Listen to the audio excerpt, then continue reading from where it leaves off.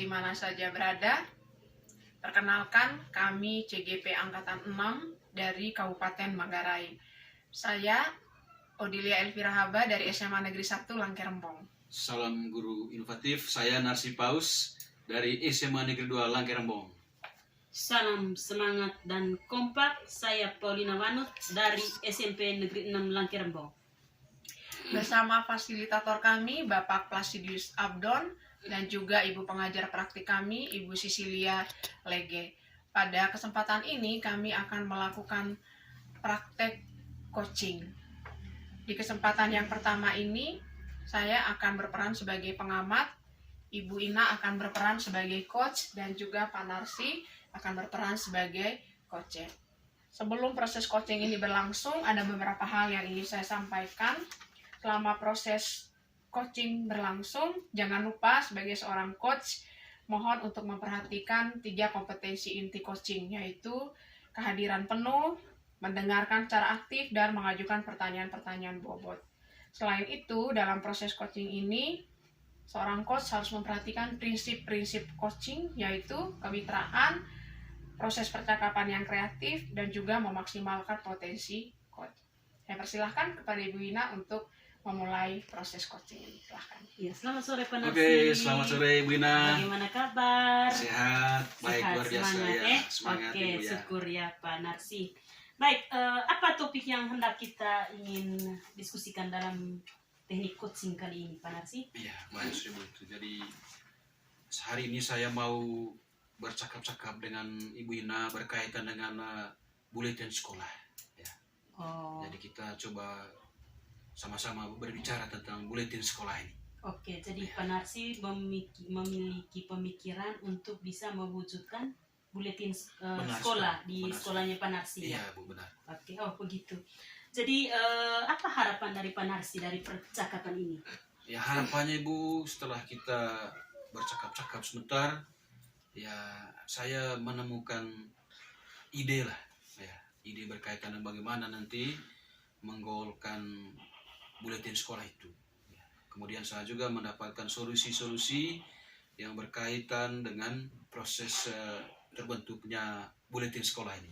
Oke, Begitu. ini topik yang sangat menarik ya Pak Narsi, Ya. karena dalam topik ini Pak Narsi memposisikan sebagai seorang yang memikirkan untuk bisa mewujudkan buletin sekolah. Buletin sekolah, ya. Baik, menurut Pak Narsi, hal apa yang menjadi motivasi dasar yang membuat Pak Narsi itu memiliki niat untuk bisa membuat buletin sekolah?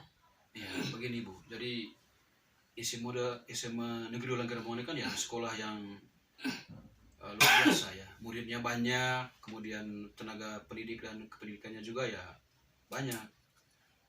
Kemudian selama ini ya anak-anak sudah punya kebiasaan menulis begitu.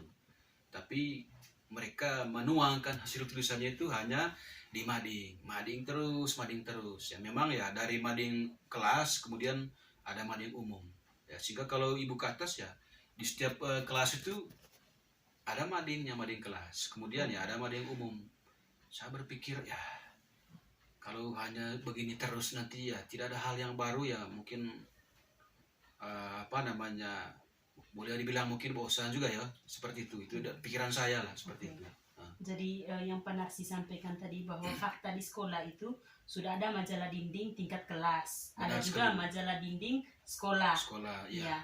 Jadi di sini terlibat ini terlibat untuk proses mading ini ya. Jadi kan mading ini kan mading anak punya tuh. Jadi yang menulis itu kan anak-anak sekolah, siswa-siswi ya. Baik untuk di kelas masing-masing ya, maupun untuk sekolah. Jadi kalau yang diterbitkan untuk mading sekolah itu kan tentunya diseleksi dia punya tulisannya. Dan dari setiap kelas itu mana yang terbaik itu akan diterbitkan di mading sekolah ya, seperti itu.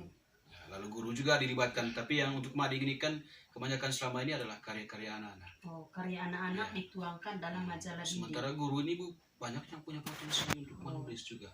Oke, jadi itu dia tadi yang saya mau tanyakan Pak Narsi tentang kekuatan atau potensi yang ada pada sekolah itu. Ya. Kira-kira yang Pak Narsi lihat selama ini, apa potensi yang paling menonjol yang bisa Pak Narsi katakan bahwa ada nih bakat untuk potensi-potensi di sekolah saya? betul sekali Bu. Jadi yang pertama guru ya. Banyak guru yang punya potensi untuk menulis. Ya. Menulis baik karya ilmiah maupun opini, ya cerpen, puisi banyak. Kemudian siswa juga yang kedua. Ya, siswa banyak. Ya. Sekarang anak-anak kalau saya lihat dari dari mading-mading yang ada, mereka punya gairah untuk menulis ya.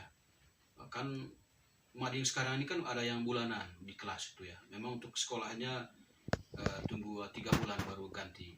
Nah, tapi untuk kelas itu saya lihat ada yang bulanan. Memang tidak semua kelas, tapi ada yang butuh punya semangat yang tinggi sehingga mereka semangat untuk membuatnya tiap bulan, terbit tiap bulan untuk mading. Begitu. Potensi yang luar Ya, biasa. jadi siswa punya potensi, guru juga begitu. Kemudian didukung juga oleh sarana, ya sarana prasarana ya. Sekarang kan komputer di sekolah banyak, laptop juga banyak. Ya. Kalau ini dimanfaatkan untuk sesuatu yang lebih, saya kira bisa itu menurut saya. Bu, ya. Jadi ini banyak sekali potensi dan sarana pendukung ya Pak Narsi. Selain tadi yang Pak Narsi ini lihat nih hal yang positif semua Ya. tentang potensi yang baik yang bisa dikembangkan. Lalu mungkin Pak Narsi juga menemukan kira-kira apa kendalanya yang dipikirkan oleh Pak Narsi itu yang bisa membuat buletin selama ini belum terwujud. Itu tadi Bu. Makanya saya mau bercakap-cakap dengan ibu ini supaya untuk bisa menemukan itu. Memang sebatas yang saya lihat kendalanya selama ini kan tidak ada orang yang berani untuk menghembuskan isu atau menghembuskan ide tentang buletin sekolah. Semuanya pada diam. Ya, mungkin di hati masing-masing ada niat untuk, coba kita buat sesuatu yang baru lah. Ya, harus ada harus ada buletin sekolah sudah. Kita tidak hanya sebatas mading terus. Ya. Itu tadi. Jadi tidak ada orang yang berani berpikir baru itu untuk membuat terobosan. Oke. Begitu.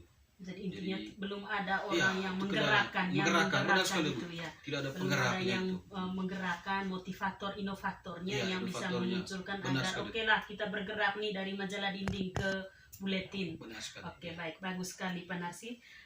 Kira-kira menurut Pak Narsi nih, hal apa yang bisa Pak Narsi lakukan ya untuk mengidentifikasi kemampuan menulis siswa-siswi dan para guru? Ya, memang setelah ini kan saya perlu melihat berkoordinasi lagi waktu coba lagi berbincang-bincang dengan guru-guru yang ada di atas ya berkaitan dengan ide ini itu gagasan untuk mengadakan mading ini. Barangkali nanti mungkin saya bikin rapat lah dengan guru-guru, bikin pertemuan seperti itu tuh. Kemudian dengan anak-anak juga untuk menyampaikan ini kepada mereka ya, supaya punya semangat yang sama, punya cara berpikir yang sama, punya motivasi dan niat yang sama untuk ada sesuatu yang baru. Dalam hal ini tadi ya harus ada itu buletin sekolah suatu. Oke. Baik, apa targetnya Pak Narsi? Ya targetnya ini terwujudnya tadi buletin sekolah ya, mulai ya minimal mulai tahun baru nanti 2023. Oke. Apa yang bisa membuat target itu terwujud?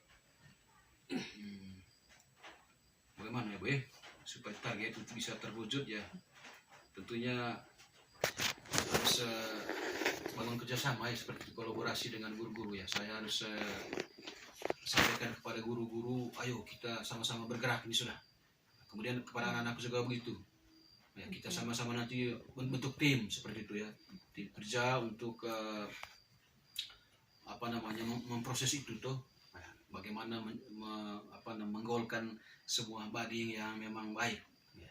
Jadi tidak hanya sekadar ayo kita punya buletin. Tapi buletin yang memang berkelas hasil dari ini ya. Hasil dari karya guru-guru dan juga anak-anak. Oke, baik.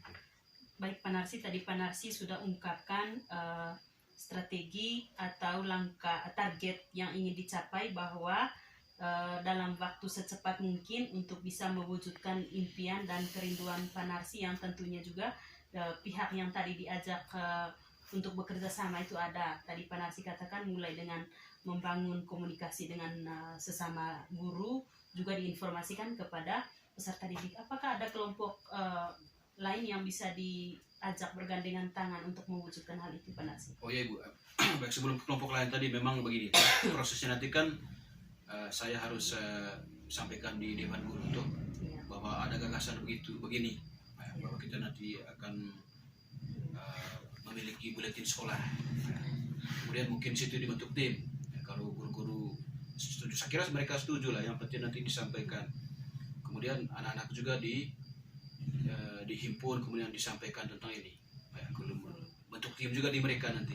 Ya, bagaimana kepengurusannya sehingga mereka juga antusias untuk mengikuti itu, melaksanakan itu. Demikian pun juga dari sisi guru-guru. Nah, karena ini levelnya sudah naik tuh dari mading sekolah ke buletin sekolah, maka ya memang perlu keterlibatan pihak-pihak lain. Sehingga nanti dalam pikiran saya Ibu, ya mudah-mudahan ini pas ya, saya mengajak orang yang punya kompetensi dalam menulis. Ya berarti saya harus menghadirkan orang-orang dari media, ya, wartawan begitu, sehingga perlu diadakan itu pelatihan jurnalistik, ya seperti itu. Sehingga ya mereka nanti dilatih menulis yang baik bagaimana. Kalau menulis berita bagaimana, menulis puisi bagaimana. Karena orang-orang yang di media biasanya mereka kenal semua bagaimana soal tulisan-tulisan. Seperti itu dia Pak Narsi ya, sudah menemukan bahwa bisa membangun kolaborasi dengan pihak di luar sekolah. Iya, benar. Bahkan sampai berpikir untuk bisa merancangkan kegiatan pelatihan jurnalistik. Iya, sangat bagus ini. Oke, Pak Narsi, kira-kira itu kapan ini bisa diterapkan? Memang rencananya Ibu, kalau saya sendiri kan memang tahun depan harus mulai terbit. Jadi Januari itu anak-anak selagi awal-awal itu kan mereka harus bikin tulisan sudah. Kemudian Februari itu bisa edisi pertama. Memang untuk bulan Desember ini kita bentuk tim tuh rencana saya. Jadi bentuk tim siapa yang harus menangani ini sehingga pada saat bulan Januari itu ya sudah mulai dengan menulis sudah.